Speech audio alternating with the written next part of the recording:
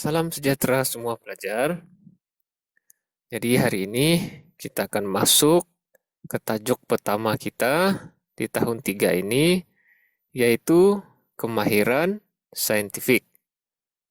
Oke, sambil kamu rujuk di buku teks kamu, atau kamu boleh rujuk saja di video Cigu inilah. Oke, tentang kemahiran saintifik ini. Cigu yakin kamu sudah belajar di tahun 1 ataupun di tahun 2 yang lepas. Jadi di tahun 3 ini kita akan belajar lebih mendalam lagi tentang kemahiran saintifik tersebut dan dengan penambahan beberapa lagi kemahiran saintifik yang baru.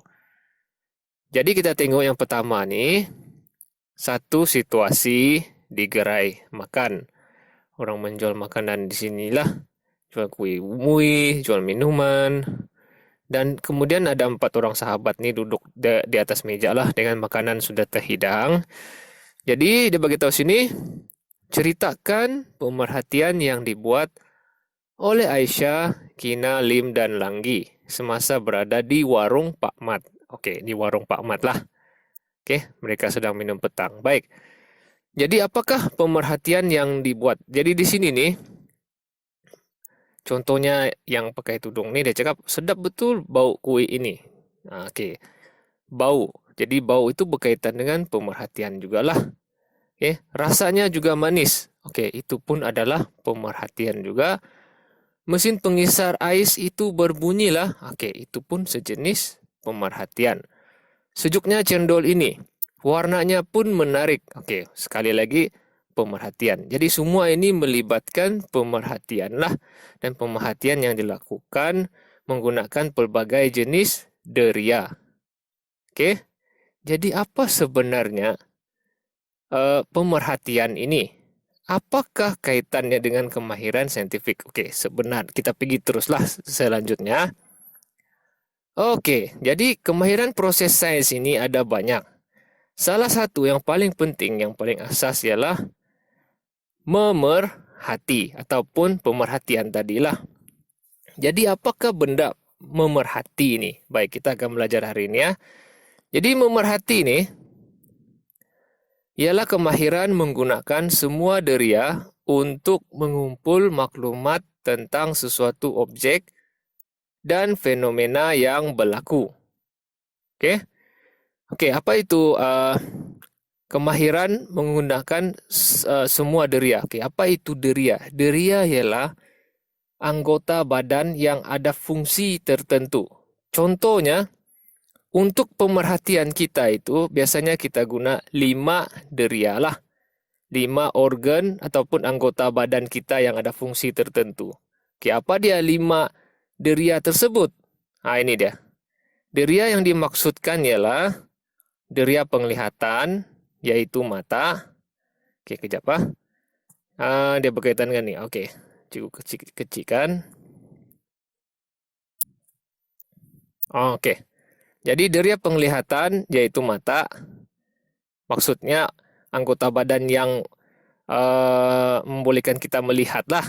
Oke, mata. Deria pendengaran yaitu telinga untuk kita mendengar. Deria bau yaitu hidung untuk kita menghidu lah. Sama ada bau wangi kah, ataupun bau busuk kah, ataupun bau-bau yang ada di seluruh sekitar kamu. Oke, deria sentuhan yaitu kulit. Oke. Dan deria rasa yaitu lidah untuk kita merasa makanan. Jadi apa yang dia coba beritahu di sini, memerhati itu ialah satu kemahiran. Oke, kita belajar supaya kita boleh kumpul maklumat itu. Kita kesan guna deria kita, guna mata, telinga, mulut, hidung, dan kulit semua tu kan. Kita kesan apa yang berlaku di persekitaran kita ataupun terhadap suatu objek itu. Oke, kita kumpul maklumat tentang objek itu menggunakan deria kita. Kemudian kita boleh buat huraian atau pernyataan melaluinya. Itu dia memerhati. Oke. Jadi cikgu bagi contoh lah di sini ya. Oke, contoh di bawah nih di buku teks kamu nih. Apakah deria yang digunakan untuk memerhati dalam situasi di bawah? Oke. ada apa ini?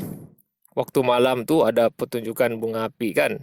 Jadi apa yang dia nampak? Dia nampak cahaya langit itu bercahaya penuh dengan bunga api. Jadi macam mana dia boleh tahu ada bunga api di situ? Dia menggunakan deria penglihatan, yaitu matanya lah.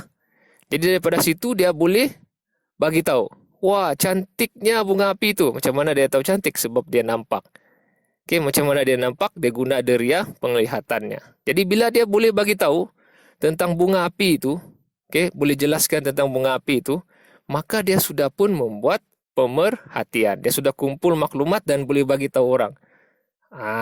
Oke, satu lagi. Kuat betul bunyi letupannya. Oke. Jadi dia menggunakan deria dia untuk kumpul maklumat. Dia terdengar bunyi. Jadi dia bagi tahu bunyi itu kuat. Jadi itu pun sebenarnya dia sudah bagi maklumat. Oke, jadi dia sudah membuat pemerhatian. Oke? Oke, tengok lagi contoh di bawah nih. Oke, Bapak dia. Biar ayah cabut lilinnya dulu, nanti berbau asap. Oke, ini pun dia buat pemerhatian juga. Kalau sudah tiup lilin hari jadi kan biasanya kan ada asap kan, jadi asap itu bau, jadi mengganggu. Jadi bapaknya itu menggunakan deria hidung, oke, untuk bagi tahu anak dia, oke kita cabut ini, nanti berbau. Itu pun sudah membuat pemerhatian. Dia dapat bagi tahu anak dia apa yang berlaku, oke. Kemudian menggunakan dia punya deria bau itu. Jadi itu membuat pemerhatian. Oke, lembutnya kek ini, rasanya pun sedap. Bila dia rasa sedap, dia beritahu, oh kek ini lembut. Bila dia boleh bagi tahu orang dan dia boleh kumpul maklumat daripada kek itu, sebenarnya dia sudah membuat pemerhatian. Dia sudah ada kemahiran memerhati. Oke, ada lagi. Contoh di muka surat yang ketiga. Oke, tengok. Apakah perubahan yang dapat kamu perhatikan terhadap pokok semalu dalam situasi di bawah ini? Oke, sebelum disentuh, yang kita nampak di sini tidak apa-apalah, tapi semasa kita sentuh dia akan menguncup. Oke, daun-daun dia semua tertutup kan? Kita nampak dan kita boleh sentuh dia. Jadi kita boleh bagi tahu daun kemuncup itu apabila disentuh dia tertutup. Oke, dia menguncup. Jadi di situ kita sudah pun membuat pemerhatian. Kita sudah kumpul maklumat dan kita boleh bagi tahu orang lain, oh bila kita sentuh dia akan menguncup. Itu adalah membuat pemerhatian. Oke. Tengok lagi contoh di sini di nota cikgu nih. Contohnya. Bila kita guna deria bau, biasanya kita boleh beritahu kepada orang lain, kita boleh menjelaskan bahawa, kalau contohnya ini bunga itu wangi lah, mengeroskan. So kita boleh hidu menggunakan deria bau. Kemudian kalau kita dengar bunyi yang kuat, bunyi guru yang kuat itu, kita boleh tutup telinga kan. Itu maksudnya kita sudah buat pemerhatian lah bahawa bunyi guru itu kuat menggunakan deria pendengaran. Kemudian kita boleh beritahu ayam itu bertelur sebab kita nampak ada telurnya di situ. Itu kita guna deria penglihatan lah mata kita. Dan kita juga boleh beritahu, oh pisau itu tajam. Sebab bila kita sentuh pisau itu kita boleh rasa pisau itu tajam melalui deria sentuhan atau kulit. Dan sebagainya lah. Yang selebihnya ini untuk tahun 456. Baik. Seterusnya, untuk aktiviti RIA ini adalah aktiviti tambahan yang sepatutnya kita buat di sekolah lah. Jadi kamu boleh baca saja ini aktiviti ini. Jika berkesempatan kita akan buat. Satu lagi kemahiran proses sains yang kita akan belajar pada hari ini ialah mengelas. Ini notanya. Baik. Langgi ingin membantu datuknya menyusun koleksi stem ke dalam album. Apakah ciri-ciri stem yang dapat kamu perhatikan? Baik, kita ulang kaji sikit. Mengelas ni maksudnya kita sudah kumpul maklumat tadi kan. Kita buat pemerhatian. Kemudian daripada maklumat itu kita asing dan kita kumpulkan sama ada objek ataupun kejadian semula jadi atau fenomena itu berdasarkan ciri yang sama. Maksudnya di sini kelas, kita selepas kita buat pemerhatian tu, kita kumpul maklumat tu kan, kita boleh asingkan benda-benda tuh, objek-objek itu, dan kita boleh kumpul dia ikut ciri yang sama, sifat yang sama, oke, maka kita sudah ada kemahiran mengelas di situlah. Contohnya di sini yang paling jelas ialah ini. Oke, stem. Kalau kamu tengok stem ini, dia ada banyak jenis kan? Oke, banyak kita kumpullah maklumat dia. Oke. Kita boleh asingkan tuh macam mana tuh. Jadi cara dia ialah kita mesti cari persamaan dan perbezaan pada kesemua objek-objek pada kesemua stem ni dululah. Oke, jadi macam gini. Nih. Bagaimanakah kamu dapat membantu lagi mengasingkan stem-stem tersebut? Jadi pakcik dia tu cakap, perhatikan. Pakcik kah Datuk ni? Datuk, okey, Datuk, sorry. Perhatikan, selain warna stem yang berbeza, bentuk stem juga berbeza. Betul lah. Kalau kita tengok sini, yang tidak sama, cari yang tidak sama kan? Okey. Yang sama stem lah. Jenis dia tu stem, tapi yang tidak sama di situ, perbezaannya, kita kena cari perbezaan kan? Perbezaannya, bentuknya tidak sama, warnanya pun tidak sama. Terus lepas tu dia punya cucu cakap, oh maknanya stem ini kita boleh asingkan mengikut warna ataupun bentuk lah. Jadi dia balik kepada sini. Jadi dia pun boleh tolong Datuk dia. Setelah dia kumpul maklumat tu, kemudian dia tahu apa persamaan dan perbezaannya, maka melalui perbezaannya itu dia boleh kumpulkan mengikut kumpulan yang betul. Contoh di sini dia guna bentuk. Kan ada bentuk segitiga, ada bentuk segi empat kan. Jadi dia asingkan, dia kelaskan lah maksudnya tuh. Stem-stem itu mengikut bentuk. Biarpun warna dia tidak sama, tapi bentuknya sama. Yang segitiga semua segitiga, yang segi empat dalam kumpulan segi empat nih. Jadi bila dia boleh asingkan di situ mengikut ciri yang sama tuh, maka dia sudah membuat satu kemahiran, yaitu mengelas. Oke? Baik, cikgu tambah lagi sini contohnya nih, kura-kura nih dengan singa nih. Sama. Dalam membuat pengelasan nih kita kena tahu apa persamaan dan perbezaannya. Oke? Kalau macam nih, persamaannya tinggal di darat, berkaki 4 dan berekor. Dan perbezaannya, kura-kura itu bercengkerang, bertelur dan makan tumbuhan. Singa pula berbulu, melahirkan anak, makan hewan lain. Jadi melalui perbezaan itu, kita boleh kumpulkan dan letakkan haiwan itu mengikut kumpulan yang betul. Contoh, litupan badan. Bercengkerang dengan berbulu. Yang bercengkerang tadi kura-kura lah. Yang berbulu singa. Jadi, ataupun kita boleh kelaskan kura-kura dengan singa itu kepada bertelur dan melahirkan anak. Kura-kura bertelur, singa beranak. Ataupun kita boleh kelaskan kepada makan tumbuhan, makan hewan lain. Okey, kura-kura makan tumbuhan, singa makan hewan lain. Begitu. Itu dia mengelas. Okey, contoh lagi yang lain.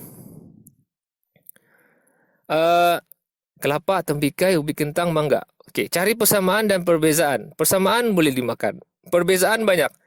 Kelapa boleh terapung, saiz besar. Tembikai boleh terapung, saiz besar. Ubi kentang tenggelam dalam air, saiz kecil. Mangga tenggelam dalam air, saiz kecil. Kemudian kita kumpulkanlah. Yang sama dia punya sifat tu kumpul satu tempat. Lepas tu kita asingkan mana-mana yang tidak sama. Okey, jadi dia jadi macam inilah.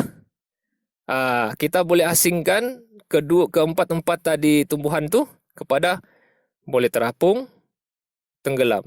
Jadi kelapa, tembikai terapung, ubi kentang, mangga tenggelam. Bila kita boleh buat seperti ini, kita boleh asingkan mengikut kumpulan yang sama, kita sudah pun membuat kemahiran proses sains mengelas. Okey, selain daripada kebolehan terapung, kita juga boleh asingkannya kepada saiz buah lah. Kelapa, tembikai itu saiznya besar, ubi kentang dan mangga saiznya kecil. Okey, jadi bila kita sudah buat pengelasan tu, kita asingkan ikut persamaannya, yang besar-besar, yang kecil-kecil, maka kita sudah pun mengelas. Okey, contoh terakhir. Ini love berlainan warna ni. Kita asingkan mengikut warna. Okey, kalau warna hijau ni di sini, warna merah di sini, warna purple ni, ungu di sini, warna merah di sini. Oke. Merah gelap di sini. Begitu. Oke. Yang penting kita pandai asing, kumpul maklumat, asingkan yang tidak sama, cari tidak sama, kemudian asingkan mengikut persamaan masing-masing lah, ikut kumpulan dia sendiri. Jadi itu saja. Kemudian ini aktiviti tambahan saja nih. Oke. Kamu boleh buat sendiri di rumah. Jadi itu saja untuk cikgu pada hari ini. Terima kasih dan selamat belajar.